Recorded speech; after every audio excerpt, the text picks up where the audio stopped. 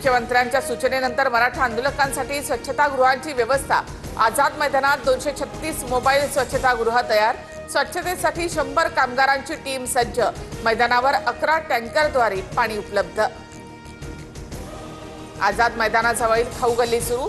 सरकारने खाऊ गल्ली बंद ठेवण्यास सांगितलं नाही। मंत्री राधाकृष्ण विखे पाटील यांची प्रतिक्रिया। अमित शहांची रवींद्र चव्हाण आणि अमित साटम यांच्यासोबत चर्चा। आगामी पालिका निवडणुकीच्या पार्श्वभूमीवर शहांची बैठक। राष्ट्रीय स्वयंसेवक संघाचे अतुल लिमये हे सुद्धा बैठकीला हजर।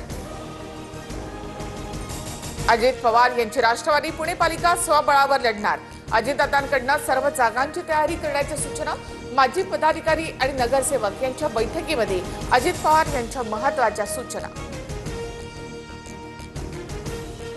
गृहमंत्री अमित शहांकडून वर्षावर बाप्पाची आरती।